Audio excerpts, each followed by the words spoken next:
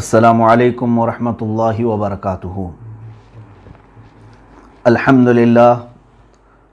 للہ الحنان المنان الذي خلق الانسان وعلمه البیان والصلاة والسلام علی رسولہ سید الانس والجان وعلی آلہ واصحابہ ذوی الخیر والاحسان، اما بعد فاعوذ باللہ من الشیطان الرجیم، بسم اللہ الرحمن الرحیم۔ ما آتاکم الرسول فخذوہ وما نہاکم عنہ فانتہوا، صدق اللہ مولانا العظیم وبلغنا رسولہ النبی الامین المتین المختار الکریم ونحن علی ذلک لمن الشاہدین والشاکرین والحمد للہ رب العالمین۔ بارگاہ رسالت معاب صلی اللہ تعالی علیہ وسلم میں درود پاک کا ہدیہ پیش کریں۔ اللہم صلی علی سیدنا مولانا محمد معدن الجود والکرم وآلہ واصحابہ الکرام وابنہ الکریم وبارک وسلم صلاۃ دائمۃ سرمدا ابدا۔ عزیزان گرامی وقار و حاضرین، آج کے پرفتن حالات جس میں ہر بندہ آج ایک عجیب سی کشمکش میں ہے، صحیح کیا ہے غلط کیا ہے وہ پرکھنے میں ہی اس کا اکثر وقت چلا جا رہا ہے۔ آخر کس کی بات کو صحیح مانیں، کس کی بات کو غلط مانیں۔ میں دینی باتوں کی بات نہیں کر رہا ہوں، بلکہ آج جو حالات سنائے جا رہے ہیں، بتائے جا رہے ہیں، ان حالات میں کس چیز کی طرف دیکھنا چاہیے انسان کو۔ صبح سے لے کر شام تک میڈیا ہمیں کچھ اور بتا رہا ہے، ہر نیوز چینل کچھ اور خبریں دے رہی ہیں، کچھ عینی جو شاہدین ہیں آنکھوں سے دیکھے ہوئے وہ لوگ کچھ اور بتا رہے ہیں، لیکن کچھ پڑھے لکھے لوگ اور محققین مدققین وہ کچھ اور باتیں بتا رہے ہیں۔ تو ایک عام سا بندہ ان میں الجھ گیا ہے، کس کی بات پر یقین کروں، خواہ وہ بیماری کے نام پر ہو یا جنگوں کے معاملات پر ہو یا حالات کسی بھی۔ میں خاص کسی ایک ٹاپک پر بات نہیں کر رہا ہوں، یعنی آج پوری دنیا جس وبا سے جوجھ رہی ہے، ان میں کس پر اعتبار کریں؟ ڈاکٹروں کی بات، حکومت کی بات، یا میڈیا کی بات، یا پھر عوام جنہوں نے عینی مشاہدہ کیا ہے، کس کی بات کا اعتبار کیا جائے؟ میرے عزیزو، اس کا خالصتاً ایک ہی حل ہے، آپ اس کی اس کی بات کو نہ دیکھیں، اللہ اور اس کے رسول صلی اللہ علیہ وسلم کی بات پر یقین کریں۔ بھروسہ اور اعتماد اور ایمان ہمیں اگر حکم ہے کسی کی بات پر کرنے کا، وہ اللہ اور اس کے رسول صلی اللہ تعالیٰ علیہ وسلم کا ہے۔ رب ذوالجلال نے جو بیان فرما دیا اس پر ایک مسلمان کا یقین ہے، اور اسی طرح میرے آقا صلی اللہ تعالیٰ علیہ وسلم نے جو بیان فرمایا وہ قیامت تک کے لیے اٹل ہے، اور ان تمام چیزوں پر یقین رکھنا ایک مسلمان کا فرض عین ہے۔ باقی رہی باتیں جھوٹ بھی ہو سکتی ہیں، سچ بھی ہو سکتی ہیں، ان میں آپ الجھ کر کے اپنے آپ کو پریشان نہ کریں۔ لیکن میں ایک بات اپنے بچوں کو، نوجوانوں کو اور سب لوگوں کو جن کے اندر تھوڑی بہت بھی عقل ہے، ان سے میں یہ گزارش کروں گا، جب بھی دنیا میں کوئی حالات پیدا ہوں، سب سے پہلے اس کو تاریخ میں دیکھ لیں، احادیث میں اس سلسلے میں کوئی ہمیں روشنی ملتی ہے، یقیناً ملے گی۔ آج حالات ایسے ہیں کہ خود یا تو ہم ڈھونڈنے کی کوشش کر رہے ہیں، کسی سے پوچھتے نہیں۔ اگر آپ نے کسی بھی ابھرتے ہوئے مسئلے کو دیکھا اور آپ کا ذہن الجھنے لگ گیا، تو سب سے پہلی ذمہ داری ہے آپ کی مسلمان ہونے کی حیثیت سے علماء سے، مدققین محققین علماء سے رابطہ کریں اور پوچھیں کیا مصطفیٰ کریم صلی اللہ تعالیٰ علیہ وسلم کی احادیث میں، آپ کے فرامین میں، آپ کی باتوں میں کہیں اس مسئلے کے بارے میں کوئی بات ملتی ہے؟ یقیناً وہ ڈھونڈ کر تمہیں بتائیں گے۔ کوئی شوشہ خالی نہیں چھوڑا گیا ہے اسلام میں، کچھ نہ کچھ اس کے متعلق رہنمائی تمہیں ملے گی۔ آج کے ان حالات پر میں آپ کو احادیث کریمہ کی طرف لے کر کے چلنا چاہتا ہوں۔ اے مومنوں، اے مسلمانوں، آج اپنا بستر، اپنا تکیہ، اپنا اوڑھنا بچھونا آپ حدیث رسول کو بنا لو۔ اس کے علاوہ اس وقت تمہاری خیر خواہی کرنے والی کوئی بھی تعلیم نہیں ہے، میں دیکھ رہا ہوں۔ کوئی بھی دوسری نیوز، کوئی بھی دوسرے اخبار تمہاری خیر خواہی یا تمہیں صحیح علم دینے کی حد تک ہے ہی نہیں سوائے حدیث رسول صلی اللہ علیہ وسلم کے۔ میں مسلمانوں سے تو یہ ضرور گزارش کروں گا، مومنین سے، کہ تم زیادہ سے زیادہ کثرت سے رسول کریم صلی اللہ تعالیٰ علیہ وسلم کی احادیث کی طرف آؤ۔ سب سے بہترین ہدایت اگر کچھ ہے تو خود میرے آقا صلی اللہ تعالیٰ علیہ وسلم نے فرمایا، نہ خیر الہدی ہدی رسول اللہ صلی اللہ علیہ وسلم۔ یعنی میں یہ حدیث عرض نہیں کر رہا ہوں، مفہوم عرض کر رہا ہوں کہ بہترین اگر کی کوئی ہدایت ہے تو رسول کریم صلی اللہ علیہ وسلم کی دی ہوئی ہدایت ہے۔ اور علماء کو بھی یہی چاہیے کہ انہی احادیث کی روشنی میں ہی عوام تک باتیں رکھیں۔ آج کے جو حالات ہیں بہت تیزی سے بدل رہے ہیں۔ میں نے آخر میں غالباً شب قدر کی موقع پر یا ہماری ختم قرآن کی محفل میں عرض کیا تھا، بہت ساری احادیث جو قیامت کے قریب ہونے والے معاملات کو بیان کرتی ہیں، جس میں ایک حدیث میں یہ بھی تھا کہ ہر 20 سال کے بعد زمانہ پوری طرح سے تبدیل ہو جائے گا۔ یعنی بہت تیزی سے پہلے جو 10 سال پہلے تھا، 20 سال پہلے تھا، اب وہ چیزیں نہیں رہیں گی، اکثر بدل جائیں گی۔ آپ خود دیکھیں، آج آپ 2020 میں چل رہے ہیں، ہم اگر 2000 میں چلے جائیں یا 2001 میں چلے جائیں تو بہت تبدیلی ہے۔ ہو سکتا ہے اس میں کچھ بچے ہوں جو اب 2000 کے بعد پیدا ہوئے ہوں، لیکن 2000 میں جو لوگ تھے، چاہے وہ بچے ہوں، جوان ہوں، وہ اچھی طرح سے جانتے ہیں کہ ہمارے ہاتھوں میں کیا تھا اور آج کیا ہے، ہمارے گھروں میں اس وقت کیا تھا اور آج کیا ہے، ہمارے چلنے پھرنے اور تمام تر سہولیات میں اس وقت کیا تھا، اب کیا ہے۔ بہت ساری چیزیں تبدیل ہو چکی ہیں۔ یہ تبدیلی ہمارے لیے بہت بڑی عبرت ہے میرے عزیزو، بہت بڑی عبرت ہے کہ ہم بہت تیزی سے قیامت کی طرف بڑھ رہے ہیں۔ میں بہت ساری حدیثیں مطالعے میں رکھا ہوں، اب اگر اس ٹاپک پر میں بیان کروں تو مجھے لگتا ہے کہ ایک سلسلہ شروع ہو جائے گا، سیریز ہو جائیں گی۔ میں آج ابھرتی ہوئی ایک چیز کو آپ کے سامنے لانا چاہتا ہوں۔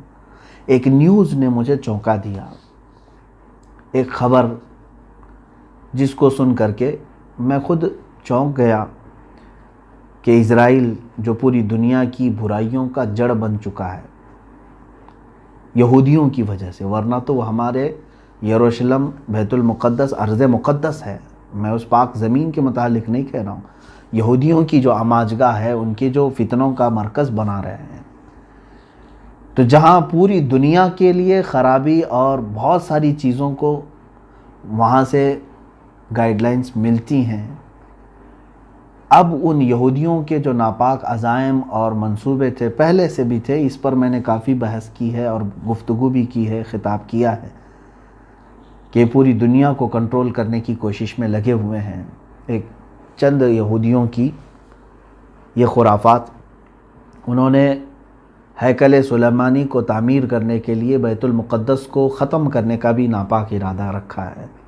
اس کو ڈھائیں گے، مسجد اقصیٰ کو، مسجد اقصیٰ ختم کر کے وہاں پر ہیکل سلیمانی بنانا ہے، مندر بنانا ہے ایک، جو حضرت داؤد علیہ السلام کے زمانے میں تعمیر شدہ تھا، سلیمان علیہ السلام کے زمانے میں۔ یہ اتنا ہی نہیں بلکہ انہوں نے پورے اسرائیل کو گریٹر اسرائیل کا نام دیا۔ آپ بھی گوگل پر گریٹر اسرائیل ڈال کر کے دیکھیں تو آپ کو ایک میپ دکھے گا۔ دنیا کے نقشے میں انہوں نے اپنا ایک میپ ایسا بنایا ہے، ان کے دعوے کے مطابق اسرائیل کا حصہ صرف وہ نہیں ہے جہاں پر آج یہ ہیں، بلکہ یہ عراق کا بھی کچھ حصہ لینا چاہتے ہیں، مصر کا بھی کچھ حصہ، اردن کا جس کو جارڈن کہا جاتا ہے وہ بھی حصہ، اور پھر سیریا کا یعنی ملک شام کا حصہ، اور پھر سعودی عرب جو عرب شریف ہے، اس میں خیبر تک کا علاقہ شامل ہے، مدینہ طیبہ کے قریب قریب تک۔ اتنا پورا حصہ ان کا دعویٰ ہے کہ یہ اسرائیل کا ہے اور وہ اس کو لے کر رہیں گے، جس سلسلے میں پوری دنیا میں یہ گھماسان ہے۔ آپ محسوس کریں گے جن ملکوں کا نام میں نے ابھی لیا ہے، انہی ملکوں میں سب سے زیادہ ابھی آپسی معاملات خانہ جنگی شروع ہے۔ آپ مصر کے حالات بھی دیکھیں، پائیدار نہیں ہیں۔ عراق کو پوری طرح تباہ کر دیا گیا ہے۔ ملک شام کی حالت کیا ہے آج؟ اور جارڈن میں بظاہر دیکھنے کو ایک حکومت نظر آتی ہے، ورنہ وہاں پر بھی یہودیوں کی غلامی بہت زیادہ ہے۔ اور سعودی، ان کو تو دوسرا نام اگر یہودی کہا جائے، جو بادشاہ بیٹھے ہوئے ہیں، جو وہاں پر منتظمین ہیں، میں ان کی بات کر رہا ہوں، سارے ملک کے باشندوں کے لیے نہیں، تو میں سمجھتا ہوں کہ یہ کوئی خراب بات نہیں ہے۔ وہ مکمل ان کی غلامی میں ہے، بلکہ بہت سارے ایسی باتیں لیک بھی ہوئی ہیں کہ سعودی عرب کے جو ذمہ دار لوگ ہیں انہوں نے اسرائیل کے بہت سارے خفیہ میٹنگیں اٹینڈ کی ہیں، جن کی ویڈیو لیک ہوئی تھی۔ کیا ضرورت تھی کہ ایک اسلامی کنٹری کو ایک اسرائیل کے یعنی وہاں کے منتظمین کے ساتھ میٹنگ اٹینڈ کرنے کی؟ بہرحال ان تفصیلات میں نہیں جاتا۔ اب جو چیز میں عرض کرنے جا رہا ہوں، اس کے لیے تھوڑی سی میں نے تمہید آپ کے سامنے رکھی۔ برسوں سے تقریباً 100 سال کے قریب ہونے کو آ گئے، اسرائیل اپنی ہجرت وہاں، یعنی یہودی اپنی ہجرت کرتے کرتے کرتے اسرائیل میں کافی بڑی تعداد میں آ گئے۔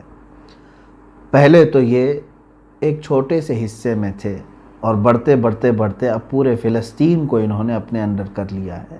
اب فلسطین تھوڑا سا رہ گیا، اسرائیل بڑھ گیا۔ غزہ کی ایک پٹی ہے، اس کے اطراف پورے اسرائیلی آباد ہیں، یہودی آباد ہیں۔ حتیٰ کہ UN میں، اقوام متحدہ میں یہ قرارداد پاس ہوئی تھی کہ یہودی اردن کے قریب کچھ علاقے ہیں جو فلسطینیوں کے، وہاں اپنی تعمیرات نہیں کریں گے۔ اس کے باوجود اسرائیل نے UN کی مخالفت کرتے ہوئے ابھی تقریباً 2 لاکھ یہودیوں کو اس میں آباد کیا ہے۔ کئی بستیاں آباد ہو چکی ہیں۔ میں قریب آ رہا ہوں، آپ سوچ رہے ہوں گے یہ باتیں کیوں چھیڑ رہے ہیں، میں قریب آتا ہوں آپ کے۔ یہودیوں کو لا کر کے یروشلم میں بسایا جا رہا ہے۔ یروشلم یہ وہی شہر ہے جس میں بیت المقدس ہے۔ اب یروشلم کا جو لوکیشن ہے وہ تقریباً دنیا کے 3 بڑے ادیان کے لیے مقدس ہے، عیسائیوں کے لیے بھی، کیونکہ بیت اللحم وہاں ہے، عیسیٰ علیہ السلام کی پیدائش جہاں ہوئی تھی۔ یہودی بھی اس کو مقدس مانتے ہیں، اور مسلمان بھی، کیونکہ وہ ہمارا قبلہ اول ہے، اور مصطفیٰ کریم صلی اللہ تعالیٰ علیہ وسلم کی معراج کا مبدأ ہے۔ وہاں سے حضور اکرم صلی اللہ تعالیٰ علیہ وسلم کی معراج کی شروعات ہوئی تھی، یعنی آسمانوں پر جانے کی۔ تو اس اعتبار سے یہ تینوں بڑے مقدس، یہ تینوں بڑے ادیان کے لیے مقدس حیثیت رکھتا ہے یہ علاقہ۔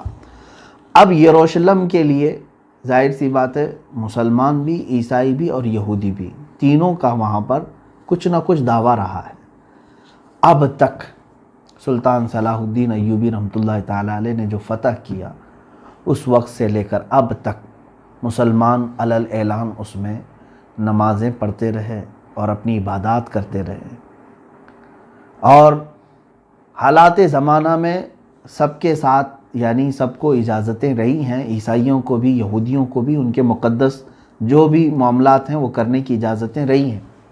لیکن جب سے یہودی وہاں پر آباد ہوئے، انہوں نے دخل اندازی شروع کی۔ اب حالت یہ ہے کہ بیت المقدس میں بھی پرمیشن ان کی لے کر کے مسلمانوں کو جانا ہوتا ہے، یہودیوں کی پرمیشن لے کر انہیں جانا ہے۔ خیر، اب میں قریب اپنے پوائنٹ پر آتا ہوں کہ سالوں بھر محنت کرنے کے بعد اسرائیل نے اب جا کر کے یہ اعلان کرنے کا طے کر لیا ہے۔ اب اگلا جو مہینہ آ رہا ہے جولائی میں نے جو خبر سنی وہ عرض کر رہا ہوں کہ اس وقت یہ اعلان کر دیا جائے گا کہ اب یروشلم جو ہے اسرائیل کا کیپٹل سٹی ہے، راجدھانی ہے۔ اس کے بعد پوری دنیا کا معاملہ گرم ہوگا۔ ہم جون میں چل رہے ہیں، جولائی کے متعلق میں نے سنا ہے۔ بہرحال خبر غلط بھی ہو جنہوں نے مجھے سنایا ہے، لیکن ان کا ناپاک ارادہ اس سلسلے میں ہے ضرور۔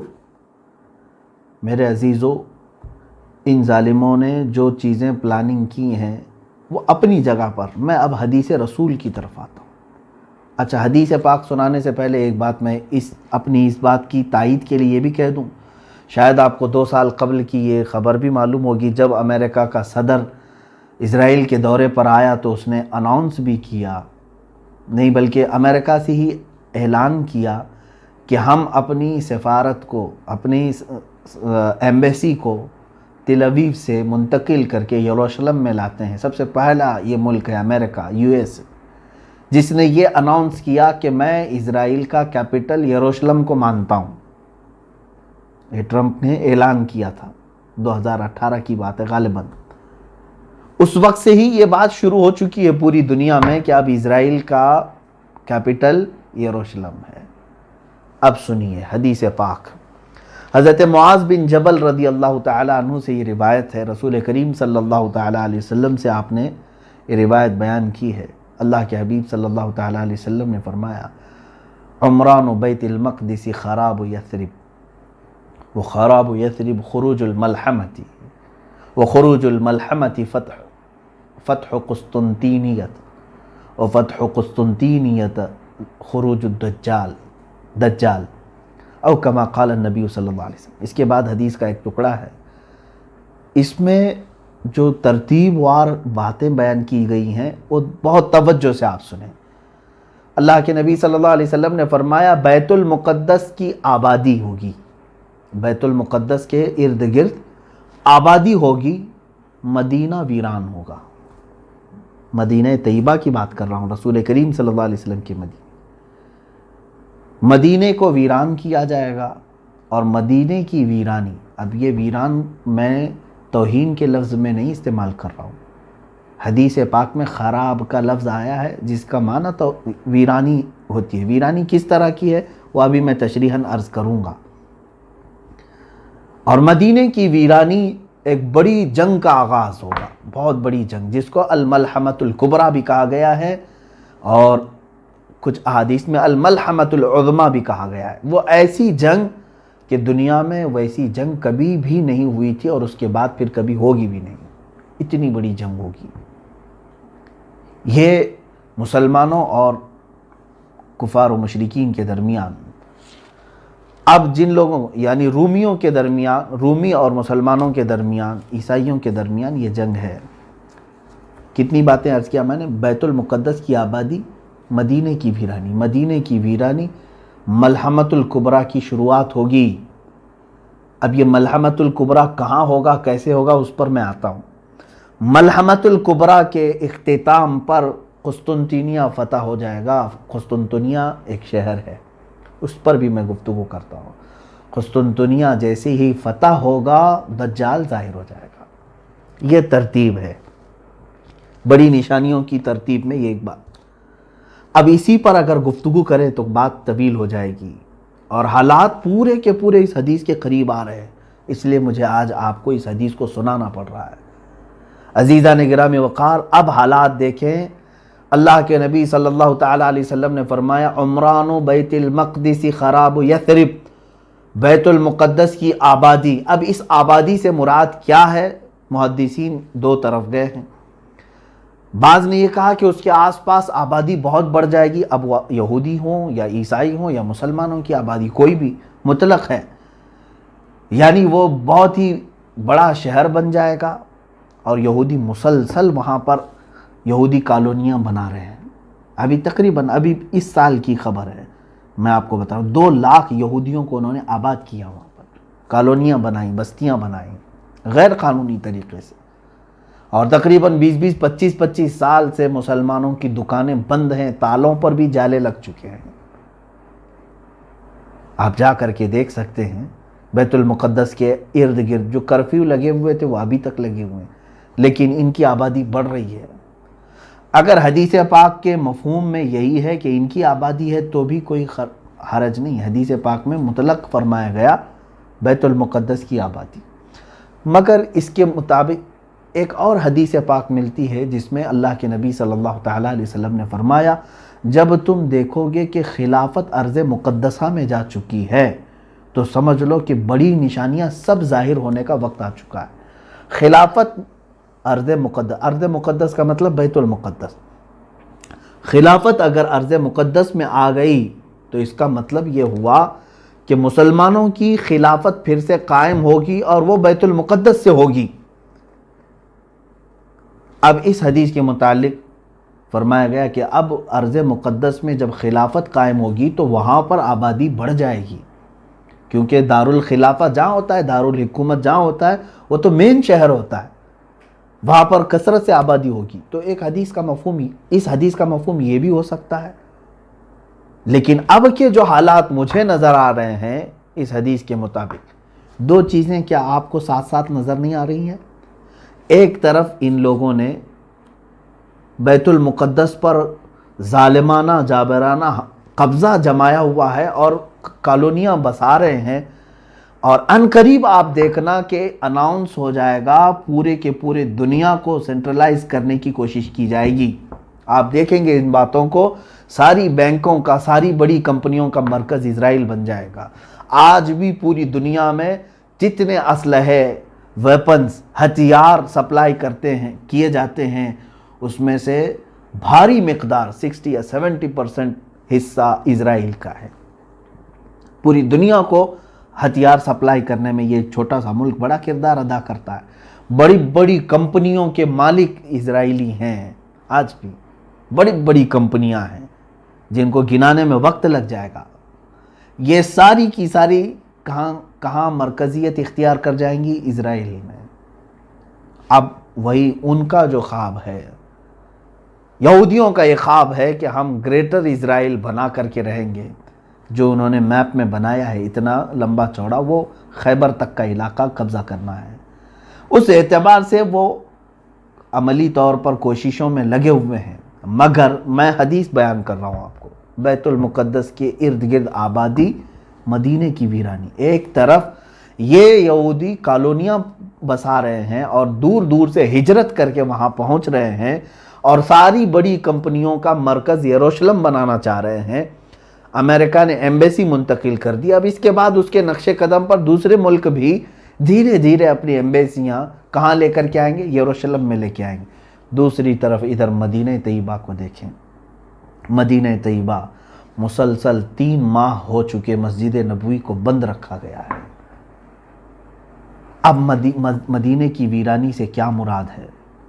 عزیزان گرامی، میرا کلیجہ حلق کو آ جائے اگر میں وہ حدیثیں آپ کو پڑھوں کہ سناؤں۔ اور یہ حدیثیں صحیح مسلم شریف میں، بخاری شریف میں، صحیح ابن حبان اور موطا امام مالک، یہ 4 مقدس اور بہت ہی بڑی کتابوں کی حدیث ہے۔ اللہ کے نبی صلی اللہ تعالیٰ علیہ وسلم نے یہ فرمایا، تم دیکھو گے عنقریب مدینے کو ایسا چھوڑ دیا جائے گا، مدینے کو چھوڑ دیا جائے گا، یہاں تک کہ اس کے رہنے والے اور زیارت کرنے والے مدینے سے خالی ہو جائیں گے، اور مدینے میں درندے آئیں گے، یہاں تک کہ مسجد نبوی میں کوئی درندہ داخل ہو جائے گا۔ صحابہ اکرام رضوان اللہ تعالیٰ علیہم اجمعین نے پوچھا، یا رسول اللہ صلی اللہ علیہ وسلم، مدینہ طیبہ کے پھر پھل اور پھول جو کثرت سے ہوں گے وہ کون کھائیں گے؟ میرے آقا صلی اللہ علیہ وسلم نے فرمایا، صرف پرندے اور درندے کھائیں گے۔ مدینہ خوب خوشحال ہوگا، یہاں تک کہ اللہ کے حبیب صلی اللہ علیہ وسلم نے فرمایا، تم دیکھو گے ایک زمانہ آئے گا کہ لوگ اپنے بھتیجوں کو، اس میں حدیث میں ہے کہ اپنے بھتیجے کو آدمی بلائے گا، اپنے چچیرے بھائی کو بلائے گا اور کہے گا کہ چلو خوشحالی کی طرف، چلو خوشحالی کی طرف۔ کہاں؟ مدینے میں رہنے والے لوگ یہ بول کر کے مدینہ چھوڑ کر کے جائیں گے، خوشحالی کی طرف چلو۔ جبکہ میرے آقا صلی اللہ تعالیٰ علیہ وسلم فرماتے ہیں کہ المدینۃ خیر لہم لو کانوا یعلمون، مدینہ ان کے لیے سب سے بہتر ہوگا اگر وہ جان لیں، اگر ان کو تھوڑی بھی شدھ بدھ ہے تو انہیں معلوم ہونا چاہیے کہ مدینہ ان کے لیے خیر ہے، لیکن وہ مدینے کو چھوڑ کر خالی کر کے جائیں گے۔ اب مدینے کی ویرانی سے مراد یہی ہے، تو وہ ابتدا ہم اپنی آنکھوں سے آج دیکھ رہے ہیں۔ مدینہ طیبہ میں رہنے والے لوگ، ہم جیسے لوگ تو دور پڑے ہوئے ہیں، میرے آقا صلی اللہ تعالیٰ علیہ وسلم کی چوکھٹ کے بوسوں کے لیے ہم منتظر ہیں۔ کئی موسم آئے چلے گئے، رمضان بھی گزر گیا، حج بھی گزر گیا، یہ وہ موسم ہوتے ہیں کہ حجاج کی زبانوں سے لبیک سنتے ہی میرے آقا کی یاد آ جاتی تھی۔ کہ یہ نبی کونین صلی اللہ علیہ وسلم کو سلامی پیش کرنے کے لیے جا رہا ہے، مگر یہ سارے موسم گزرتے گئے میرے عزیزو، ہم تو دور بیٹھے صرف ترستے رہ گئے، لیکن جو مدینہ طیبہ میں موجود ہیں ان سے بھی آپ پوچھیں، ان ظالموں نے ان لوگوں کو بھی دربار رسالت میں حاضر ہونے سے روک رکھا ہے، محض ایک بیماری بہانہ، کورونا وائرس کے بہانے پر روضہ رسول صلی اللہ تعالیٰ علیہ وسلم کے سامنے آنے جانے کی پابندی ہے۔ اگرچہ ان لوگوں نے تھوڑی مسجد کھولی ہے، کچھ مخصوص علاقے کھولے ہیں، لیکن مسجد نبوی روضہ رسول صلی اللہ تعالیٰ علیہ وسلم پر حاضری نہیں ہے۔ تو کیا یہ ویرانی نہیں ہے؟ عبادتوں کا نہ ہونا یہ سب سے بڑی ویرانی ہے، اور وہاں کے لوگوں میں یہ تمام چیزیں آئیں گی۔ میرے عزیزو، اس سلسلے کو سن کر کے آپ یہ مت سمجھنا کہ میں نے مدینہ طیبہ کی بے ادبی کی ہے۔ سچ بتاؤں، زندگی کی صرف ایک ہی خواہش ہے کہ اللہ رب العزت اگر ہماری کسی نیکی پر کوئی اجر دے گا تو میں صرف اتنی طلب رکھتا ہوں کہ مولا مجھے جنت البقیع میں دفن عطا کر دے۔ میں مدینہ طیبہ کے لیے عزیزان گرامی وقار یہ کوئی دکھاوے کی یا ریاکاری کی بات نہیں کر رہا ہوں، یہ اخلاص کے ساتھ اللہ کی بارگاہ میں ہمیشہ دعا کرتا بھی رہتا ہوں، مگر ان حدیثوں میں جو باتیں ہیں اس کو آپ یہ نہ سمجھ لیں کہ کیا مدینہ ایسا ویران ہو جائے گا۔ یہ تو میرے مصطفیٰ کریم صلی اللہ علیہ وسلم نے بیان فرمایا، لیکن جو لوگ چھوڑ کر کے جائیں گے مدینہ، جو باشندے ہوں یا زائرین ہوں جو خالی کریں گے،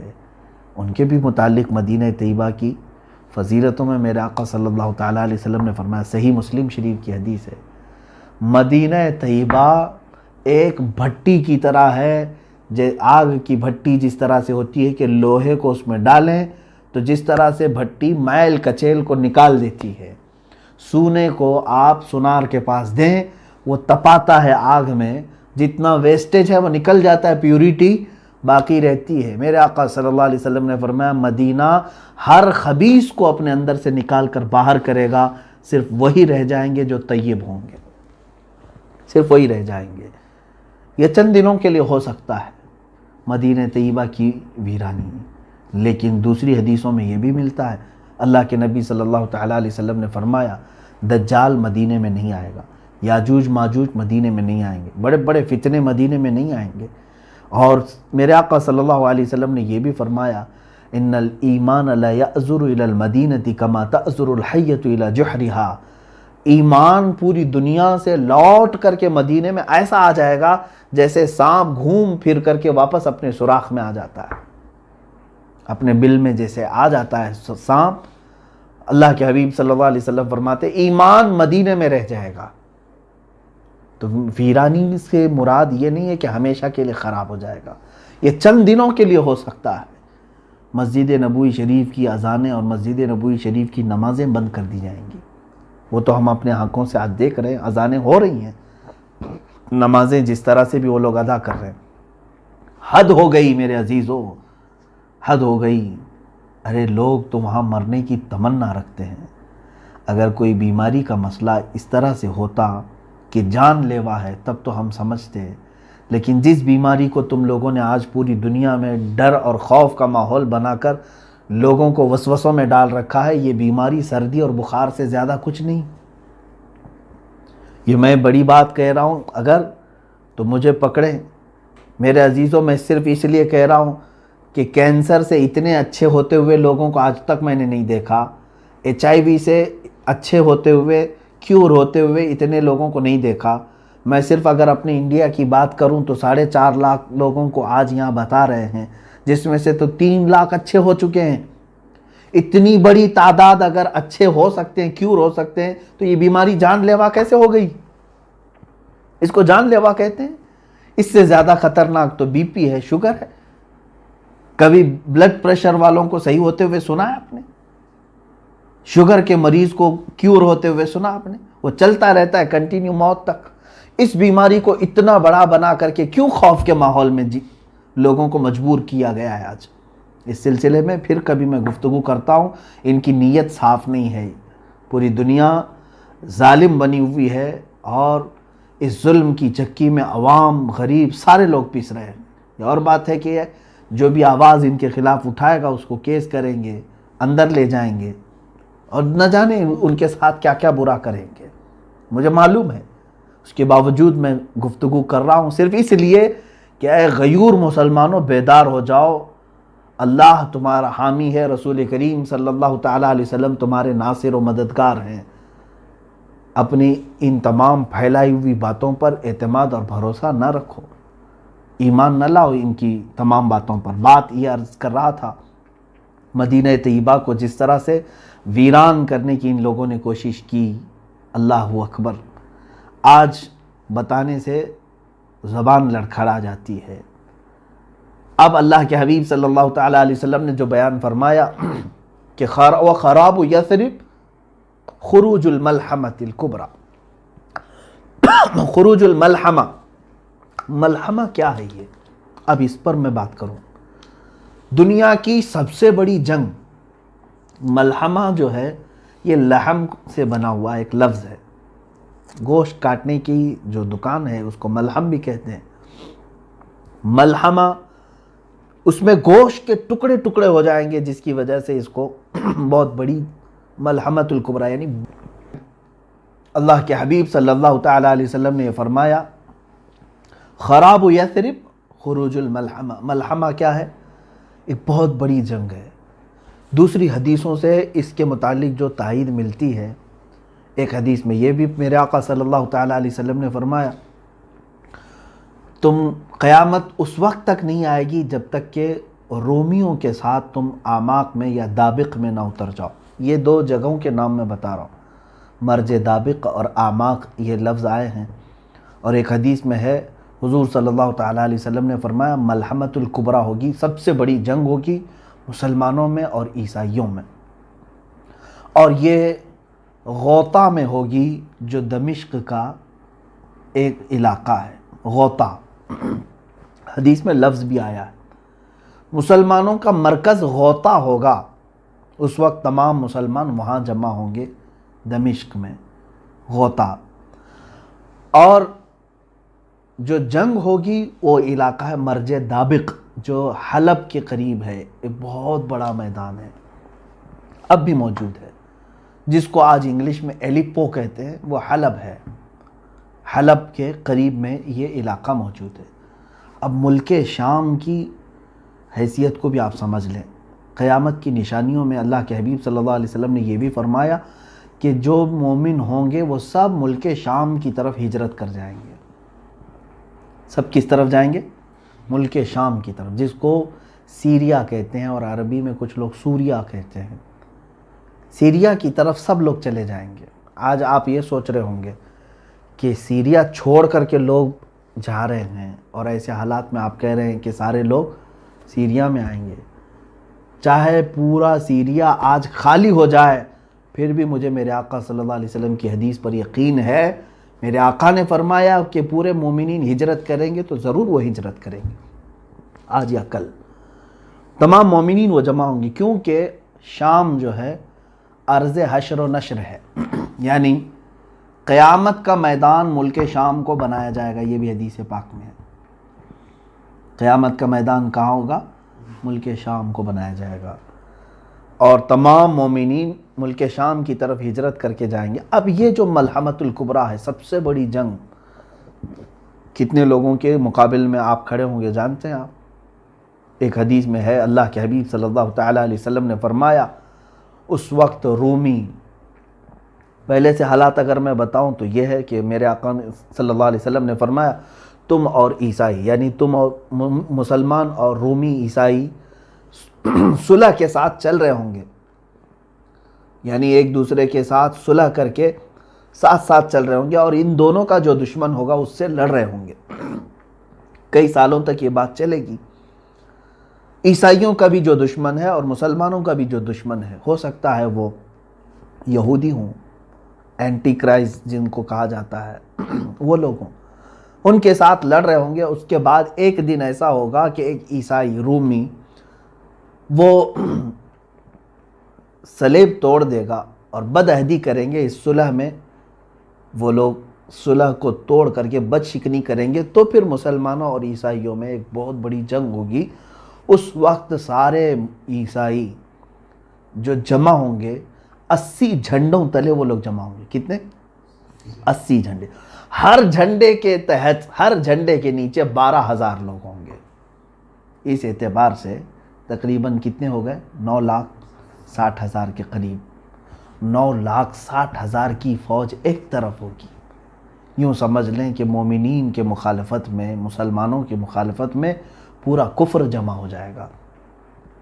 اس میں جہاں جہاں یہ لوگ ہوں گے سب کو جمع کر لیں گے۔ یہی ملحمۃ الکبریٰ ہے، سب سے بڑی جنگ ہے۔ اور اس جنگ میں مسلمان کس طرح ہوں گے؟ بعض حضرات نے کہا کہ وہ امام مہدی کی قیادت میں لڑیں گے، لیکن حدیثوں میں ایسا لفظ تو ہے نہیں۔ ہو سکتا ہے کہ امام مہدی کے بغیر بھی لڑیں۔ قیادت کون کرے گا، کیسے کرے گا، اس کے متعلق وضاحت نہیں ملتی، لیکن البتہ یہ بات ہے کہ ان میں سے 1/3 لوگ، مسلمانوں میں سے 1/3 کے قریب 1/3 بھاگ جائیں گے۔ اور میرے آقا صلی اللہ علیہ وسلم نے فرمایا وہ ایسے ہوں گے کہ اللہ تعالیٰ کبھی ان کی توبہ قبول نہیں کرے گا، وہ ہمیشہ کے لیے مردود مریں گے، ان کی توبہ کبھی نہیں قبول ہوگی، وہ جہنم میں جائیں گے، جو میدان چھوڑ جائیں گے۔ اور 1/3 اس میں سے شہید ہوں گے، دوسرا 1/3، یعنی 3 حصے کریں گے اگر مسلمانوں کے، تو 1/3 میدان چھوڑیں گے، 1/3 شہید ہو جائیں گے۔ ہم افضل الشہداء، حدیث میں فرمایا گیا کہ وہ شہیدوں میں سب سے افضل ہوں گے، وہ شہیدوں میں سب سے افضل۔ باقی جو 1/3 بچے ہوں گے یہ ان پہ فتح پا لیں گے، ان پہ فتح پا لیں گے۔ یہ میرے آقا صلی اللہ علیہ وسلم نے فرمایا ہے تو فتح ہوگی۔ یہ ملحمۃ الکبریٰ ہے۔ یہ کہاں لڑی جائے گی، کیسے لڑی جائے گی، سب میرے آقا صلی اللہ علیہ وسلم نے صاف بیان فرمایا۔ اس پر اور تحقیق کرو نوجوانوں، بچوں۔ اب میں اپنی گفتگو کو سمیٹتا ہوا آتا ہوں۔ جو حالات آج تھے، جس کی طرف آج اشارے مل رہے ہیں، پورے دنیا کی پولیٹکس گرم ہو چکی ہے، اس سلسلے میں نے یہ حدیث عرض کی۔ میں آخری یہ 2 باتیں عرض کر کے کچھ تبصرہ کروں۔ اور جیسے ہی ملحمۃ الکبریٰ ختم ہوگی، حدیث پاک کے لفظ ہیں فتح قسطنطینیہ۔ قسطنطنیہ کیا ہے؟ یہ آپ ہو سکتا ہے یہ لفظ سن رہے ہوں، حالانکہ یہ پرانا لفظ ہے اور علم والے جانتے بھی ہیں۔ یہ ترکی کا وہی شہر ہے جس کو آج استنبول کہا جا رہا ہے۔ اس شہر کے فتح کے سلسلے میں بھی میرے آقا صلی اللہ تعالیٰ علیہ وسلم نے بشارت دی تھی۔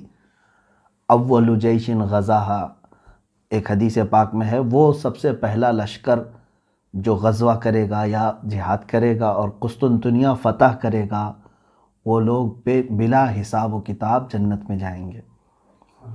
وہ فتح قسطنطنیہ جو ہے وہ پہلے کے دور میں ہو چکی ہے، حضرت عمر فاروق رضی اللہ تعالیٰ عنہ کے زمانے میں، اور اس کے بعد کئی مرتبہ جو ہے یہ شہر فتح ہوا ہے۔ سلطان محمد فاتح کا بھی نام آتا ہے اس میں، جو قسطنطنیہ جنہوں نے فتح کیا، کافروں کے ہاتھ میں گیا پھر فتح کیا، ان کے ہاتھ میں گیا پھر فتح کیا۔ اب تو چونکہ یہ ترکی کے پاس ہے، ترکی کا بڑا شہر ہے، اور ابھی ترکی میں مسلمان ہیں، اسلامی حکومت ہے، لیکن جہاں تک خدشہ میرا ہے، میں اپنی بات کر رہا ہوں، ہو سکتا ہے یہ ترکی کے ہاتھ سے نکل جائے گا استنبول شہر، یہ پھر سے عیسائیوں کے ہاتھ میں ہو سکتا ہے چلا جائے، اور ایک زمانے تک ان کے ہاتھ میں رہے گا، کیونکہ آج کے جو حالات بتا رہے ہیں، لبرلزم وہاں پر کافی بڑھ چکا ہے، جو بلکہ میں اگر بتاؤں، آپ تحقیق کریں، ترکی کی حکومت کا جو آئین ہے، وہاں کا جو نظام ہے، اس میں بھی یہ چیز موجود ہے کہ وہ ترکی کوئی ایک مذہبی حکومت نہیں، یعنی وہاں کا کوئی سرکاری مذہب نہیں ہے، بلکہ وہ جیسے انڈیا ہے سیکولر ہے، ہمارا کوئی سرکاری مذہب نہیں، اسی طرح سے ترکی کا بھی انہوں نے بنایا ہے. جب خلافت عثمانیہ ختم ہوئی تھی تب یہ بنایا گیا تھا اس طرح سے کہ موجودہ صدر نے اسلامی کام زیادہ کیے ہیں، لیکن آج بھی وہاں کا نظام ہے وہ سیکولر ہے. اور آج بھی بہت سارے وہاں امریکہ کے پٹھو موجود ہیں، بہت سارے ایسے جو منافق ہیں، وہ اپنے ماحول کو بڑھانے کی کوشش کر رہے ہیں. تو مجھے جہاں تک اندیشہ لگتا ہے استنبول ان کے ہاتھ سے جائے گا اور عیسائیوں کے قبضے میں رہے گا، چونکہ حدیث پاک میں جو ترتیب بتائی گئی ہے، پہلے عمران و بیت المقدس، بیت المقدس کی آبادی اور مدینہ کی ویرانی. مدینہ کی ویرانی ملحمۃ الکبریٰ کا ظہور ہوگا، یعنی بڑی جنگ ہوگی. اب وہ بڑی جنگ سالوں تک نہیں چلے گی. ایک بات یہ بھی سمجھ لیں، جیسے وار نہیں ہے یہ world war first, world war 2 جس طرح سے ہوئی، بہت سارے لوگ اس کو ورلڈ وار 3 بھی سمجھ رہے ہیں. میں جہاں تک سمجھتا ہوں یہ ورلڈ وار 3 کی بات نہیں ہے جو ملحمۃ الکبریٰ میں بتائی گئی ہے. ورلڈ وار 3 ہو سکتی ہے آپسی ممالک میں، لیکن یہ جو ہے وہ صرف 2 دن 3 دن یا 4 دن کا ذکر آیا ہے. وار جو ہے کنٹینیو چلتی رہتی ہے. یہ جیسے جنگ بدر ہوئی 1 دن میں ختم ہوئی، جنگ احد تھی 1 دن میں ختم ہوئی، اسی طرح سے ملحمۃ الکبریٰ بھی جو ہے یہ بہت لمبے سالوں تک یا مہینوں تک نہیں چلے گی. زیادہ سے زیادہ اس کی مدت 1 ہفتہ ہو سکتی ہے احادیث پاک کی روشنی کے مطابق. تو عزیزان گرامی، اب ملحمۃ الکبریٰ کے ختم کے بعد کیا ہوگا؟ قسطنطنیہ فتح ہوگا. تو فتح ہونے کی جو بات کی گئی ہے، اگر آلریڈی پہلے سے وہ مسلمانوں کے قبضے میں ہے تو پھر فتح کی بات کیسے فتح کی بات کیسے ہو سکتی ہے؟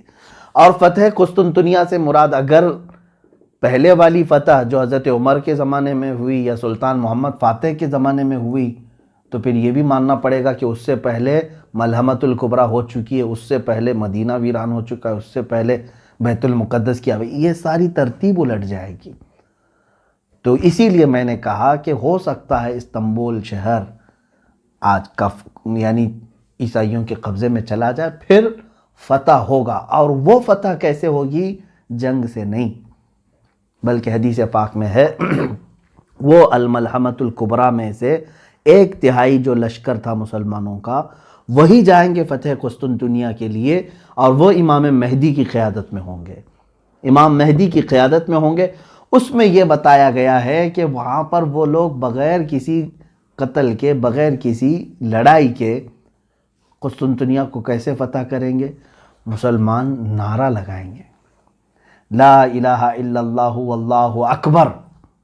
جیسے وہ ایک بار بلند آواز سے کہیں گے، اس کا ایک حصہ فتح ہو چکا ہوگا. دوسری مرتبہ کہیں گے تو استنبول کا دوسرا حصہ فتح ہو چکا ہوگا. یہ حدیث پاک میں موجود ہے. تیسری مرتبہ مسلمان نعرہ تکبیر اس طرح بلند کریں گے، لا الہ الا اللہ واللہ اکبر، قسطنطنیہ یعنی استنبول شہر فتح ہو چکا ہوگا. اب جو بات بتانی ہے وہ بہت اہم ہے، بہت اہم ہے. یہاں تک کی بات تھی، جیسے یہ قسطنطنیہ فتح کر کے ابھی اپنی یعنی تھکان کو دور بھی نہیں کر چکے ہوں گے، اسی وقت ایک آدمی ان کے پیچھے سے یہ اعلان کرے گا کہ اے مسلمانوں، دجال ظاہر ہو چکا ہے، تمہارے گھروں میں گھس کر کے تمہارے بیوی بچوں کو ختم کر رہا ہے. تو سارے پریشان ہو جائیں گے. ایک آفت ابھی ختم نہیں ہوئی تھی کہ دوسری آفت آ گئی.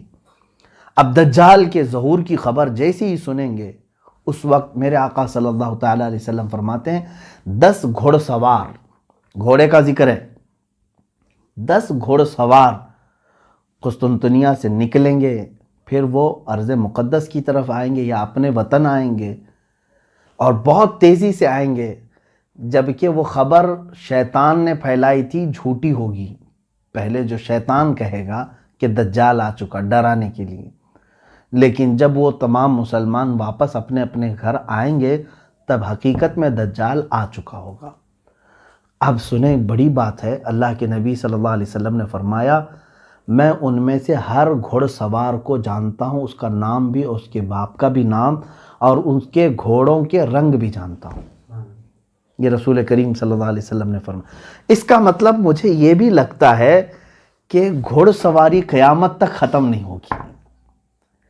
یا ایک حدیث پاک میں یہ بھی ملتا ہے کہ لوگ اپنے پرانے ہتھیار کی طرف واپس آ جائیں گے. پرانے ہتھیار کی طرف واپس آ جائیں گے، حدیث پاک میں ملتا ہے. ظاہر سی بات ہے آج کے دور میں ہم سائیکل اور موٹر سائیکل پر چلنا نہیں چاہ رہے ہیں. رفتار اتنی تیز ہو چکی ہے، ہم جو ہے اب کاروں میں، اور کاروں سے زیادہ اب اور تیز ہم دیکھنا چاہ رہے ہیں. بلٹ ٹرین آ چکی ہے، اس سے زیادہ تیز ہم تو ایروپلین دیکھ چکے ہیں، راکٹ دیکھ چکے ہیں. اتنی تیزی کے زمانے میں پھر گھوڑے کا تصور کیسے؟ گھوڑا کیوں استعمال کرے گا کوئی؟ لیکن حدیث پاک میں اگر آیا ہے تو یقیناً میرا یقین کہتا ہے، میرا ایمان ہے یہ کہ یقیناً لوگ گھوڑے پر ہی سواری کریں گے، اور اس وقت اپنی پرانے ہتھیار. ہو سکتا ہے اس کی وجہ یہ ہو سکتی ہے، جیسے کہ ایک سائنسدان نے کہا ہے، بڑا سائنٹسٹ ہے، اس نے بھی یہ بات کہا کہ میں ورلڈ وار 3 کے بارے میں تو نہیں جانتا کہ کیسے ہوگی.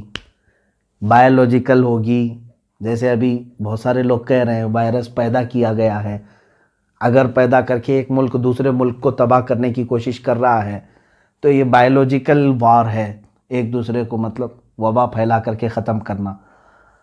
یا پھر ٹیکنالوجی کے اعتبار سے ہوگی کہ مطلب آن لائن جو ہے اس کا پورا سافٹ ویئر ہیک کر لیا، اس کی بینک کرپٹ کر دیا، یہ بھی ایک وار ہے. یا پھر جو ہے بارود سے ہوگی، پیٹروٹ میزائل سے ہوگی، کس سے ہوگی ورلڈ وار 3، اس کے بارے میں پکا کسی کو علم نہیں. اس سائنٹسٹ نے بھی یہ کہا، یہ تو مجھے نہیں معلوم کہ ورلڈ وار 3 کس طرح کی ہوگی، لیکن یہ میں ضرور بتاؤں گا کہ ورلڈ وار 4 اگر ہوئی تو پھر وہ لکڑیوں اور تلواروں سے ہی ہوگی. وہ کیوں؟ اس سے پوچھا گیا تو اس نے کہا ورلڈ وار 3 میں لوگ اپنے پاس جو کچھ بھی ہے ایک دوسرے پر ڈال کر کے سب تباہ کر چکے ہوں گے، ان کے پاس کچھ بھی نہیں بچا ہوگا. یہ ہو سکتا ہے، یہ تشریح سمجھنے فہم کے قریب ہے. ہر ملک آج ایک دوسرے کو ڈرا رہا ہے اپنے نیوکلیائی پاور ہونے کا، اس کے پاس نیوکلیئر ہے اور ڈرا رہا ہے ایک دوسرا ملک. اور ممالک کے درمیان یہ رسہ کشی تو آج اتنی عروج پر آ گئی ہے، بارڈر کے مسئلے آج دیکھ رہے ہیں ہم. ہر ایک ملک جو ہے اب اس میں جو بڑے بڑے جو ممالک ہیں جن کے پاس آج بارود ہے، نیوکلیائی پاور ہے، اگر ان میں سے کسی نے بھی نیوکلیائی پاور کا استعمال کیا تو انجام اتنا خطرناک ہوگا. آپ نے تاریخ پڑھی ہوگی کہ امریکہ نے ناگاساکی اور ہیروشیما پر جو نیوکلیائی بم گرائے تھے، ایٹم بم گرائے تھے، آج سے وہ تقریباً 80 سال کے قریب ہو گئے، زیادہ عرصہ ہو گیا، 70 سال کے قریب ہو گئے. آج تک وہ زمین بنجر ہے، وہاں سے کوئی ایک سبزہ نہیں اگتا. وہاں کے لوگ معذور پیدا ہوتے رہے سالوں تک. اتنی خطرناک اس کی زہریلی گیس ہے. اور اگر وہ اس زمانے کا نیوکلیئر تھا، اب اس وقت اور پتہ نہیں اس میں کتنا ڈیولپ کر چکے ہوں گے. ایک ایک ملک کے پاس اتنا نیوکلیئر ہے کہ یہ دنیا کو پوری دنیا کو ختم کرنے کے لیے اپنا وہ استعمال کر سکتے ہیں. اور اگر کسی ملک نے تھوڑا سا بھی ایک دوسرے کے حق میں استعمال کیا تو مجھے جہاں تک لگتا ہے سارے ویپن، سارے مشینیں، ساری چیزیں ختم کر دی جائیں گی. سارے تار ٹوٹ جائیں گے، نہ کوئی مشین ہوگی، نہ کوئی موبائل ہوگا، نہ کوئی سیٹلائٹ ہوگا. پھر لوگ کس چیز پر آئیں گے؟ واپس اسی کلہاڑی پر آئیں گے، انہی تلواروں پر، انہی لاٹھیوں پر آئیں گے. تو یہ ہو سکتا ہے، اور قیامت کی نشانیوں میں یہ ہے. بہرحال بات میری طویل نہ ہو جائے، عزیزان گرامی وقار، آج پوری دنیا کے حالات اس طرف آ رہے ہیں. آپ غور سے دیکھنا کہ بیت المقدس کی طرف آپ کی توجہ ہمیشہ رہے. یہ پورے دھیان بھٹکانے کی کوشش تھی پوری دنیا میں، ہم سب کے ذہن کو دوسری طرف ڈالنے کی، کہ آج یروشلم کو کیپٹل بنانے کی یہودیوں نے ایسی سازش کی کہ پوری دنیا کو ایک وبا کے چکر میں مبتلا کر رکھا، اور سب کو ڈر کے ماحول میں، لاک ڈاؤن کے ماحول میں، کوئی پروٹیسٹ نہ کر سکے، کوئی باہر نہ آ سکے، قید کر دیا. ایک طرف اسلامی ممالک جن کو ہم کہہ رہے ہیں ان کو زرخرید غلام بنا چکا ہے. یہ سارے سعودی ہوں، جتنے بھی اس کے ہم نوا ہوں، ان میں سے کسی کے بھی اندر اس کے خلاف بولنے کی ہمت نہیں، جسارت نہیں، بلکہ اب تو یہ اپنے بارڈر بھی اسرائیل کے استقبال کے لیے کھولنے کو تیار ہیں۔ ایک بات یہ بھی حدیث پاک میں موجود ہے، اللہ کے حبیب صلی اللہ علیہ وسلم نے فرمایا وَيْلٌ لِّلْعَرَبِ مِن شَرٍ قَدِ اقْتَرَبَ، تمام عرب کے لیے تباہی ہو، ویل ہے، بربادی ہو ایسے شر سے جو بہت ہی قریب آ چکا ہے۔ ایک حدیث پاک میں ایک ایسا فتنہ اٹھے گا کہ عرب سب تباہ ہو جائیں گے، عرب سب مریں گے۔ اب وہ کون سا فتنہ ہوگا وہ ہم دیکھ رہے ہیں، اور حدیث پاک کے لفظ یہ ہیں، میرے آقا صلی اللہ علیہ وسلم نے فرمایا اس فتنے میں جتنے عرب مارے جائیں گے وہ سب جہنم میں جائیں گے، قتلاہا فی النار۔ حضور صلی اللہ علیہ وسلم نے فرمایا اس فتنے کے جتنے مقتولین ہیں، جتنے مارے جائیں گے وہ سب جہنم میں ہوں گے، کیونکہ یہ سب دنیاوی غرض سے لڑ رہے ہوں گے آپس میں، اور یہ دنیاوی غرض سے لڑ کر کے مر رہے ہوں گے اور یہ جہنم میں جائیں گے۔ ہو سکتا ہے یہ وہی زمانہ ہے جس میں عرب تباہی کی طرف جائیں گے، ان کی تباہی قریب ہے۔ اور میں نے ایک حدیث پاک اس سے قبل بھی آپ کے سامنے رکھی تھی، اللہ کے حبیب صلی اللہ تعالیٰ علیہ وسلم نے فرمایا ایک بادشاہ ہے ہوگا، اس کے مرنے کے بعد اس کی گدی کو، اس کے تخت کو حاصل کرنے کے لیے 3 لوگ لڑیں گے، اور تینوں کو وہ تخت نہیں ملے گا، یہاں تک کہ یہ قتل و خون ریزی عام ہو جائے گی، اور یہ تباہی کا ایک دہانا شروع ہوگا۔ آج کے جو وہاں عرب کے بادشاہ کی جو سچویشن ہے وہ ایسی ہی ہے۔ میں یہ ایگزیکٹ نہیں کہہ رہا کہ اسی زمانے کے لیے یہ بات کہی گئی، ہو سکتا ہے اس کے بعد بھی ہوگا، لیکن حالات یہ بتا رہے ہیں کہ اس بادشاہ کے مرنے کے بعد یہاں پر بھی 3 دعوے دار ہیں۔ آلریڈی 2 کراؤن پرنسز کو ان لوگوں نے 2 کراؤن پرنس کو انہوں نے ہٹایا، اب تیسرا یہ جو بیٹھا ہوا ہے۔ اب دیکھیں حالات کس کروٹ پر لے جاتے ہیں۔ میں حالات کی طرف لے کر کے آیا، اے مسلمانوں ان حالات میں بھی میرے آقا صلی اللہ تعالیٰ علیہ وسلم نے ہماری دستگیری فرمائی ہے، ہماری رہنمائی فرمائی ہے۔ افسوس ہے اس وقت جو ہے ہمارے بچے گیم میں مبتلا ہیں، ٹک ٹاک میں مبتلا ہیں، بہت سارے ایسی خرافات اور واہیات میں مبتلا ہیں، پوری رات پورا دن اس طرح کی فحاشیت میں مبتلا ہیں، تو ہمیں معلوم نہیں کہ دنیا کہاں چل چکی اور کون سے پلاننگ ہو چکی ہیں۔ اسی لیے میں بارہا یہ کہتا ہوں کہ اٹھو وہ گر نہ حشر نہ ہوگا پھر کبھی، دوڑو کہ زمانہ چال اپنی چل گیا۔ اے امت محمدیہ کے غیور نوجوانوں، قوت عشق سے ہر پست کو بالا کر دے، دہر میں نام محمد سے اجالا کر دے۔ وآخر دعوانا ان الحمدللہ رب العالمین۔ السلام علیکم ورحمۃ اللہ۔